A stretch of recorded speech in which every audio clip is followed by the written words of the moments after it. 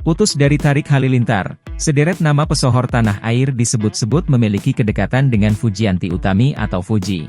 Kini, muncul nama Raffi Muhammad Febriansyah yang diduga sebagai pacar baru Fuji. Sosok Raffi Muhammad Febriansyah bukanlah orang sembarangan. Ia merupakan anak dari Direktur Utama Pertamina, Nike Widiawati. Sedangkan sang ayah, Muhammad Fitriansyah juga adalah pejabat penting di perusahaannya. Selain itu, Raffi Muhammad Febriansyah juga memiliki profesi yang mentereng. Pria yang diduga pacar baru Fuji ini adalah CEO dan co-founder tim esports Bonafide. Tim esports Bonafide merupakan tim yang naik daun dalam dunia esport Mobile Legends. Dari situ, Raffi disebut memiliki gaji yang besar yakni mencapai 57,5 juta rupiah per bulan, sementara untuk gaji terendah sekitar 4,3 juta rupiah.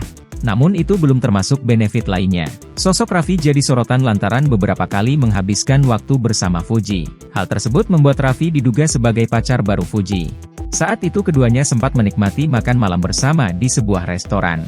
Tak sekali, keduanya bahkan sering menghabiskan waktu bersama. Bahkan Raffi Febriansyah ramai disorot karena diduga sebagai pacar baru Fuji berawal dari momen buka puasa bersama teman-teman. Kala itu Raffi terlihat duduk di sebelah Fuji membuat konten romantis. Melalui Instagram Story, Fuji menjawab pertanyaan, kenapa gak pacaran aja Siti sama Raffi, dengan konten gombal. Selain itu Raffi diketahui sempat minta izin ke Fadly untuk pacaran dengan Fuji. Namun Fadly hanya merespons dengan tawa karena mengira Raffi hanya bercanda. Meski demikian, baik Fuji atau Raffi tidak mengonfirmasi hubungan mereka. Fuji dan Raffi memang sudah berteman baik. Mereka terlihat menghabiskan waktu bersama dengan sahabat-sahabat lainnya.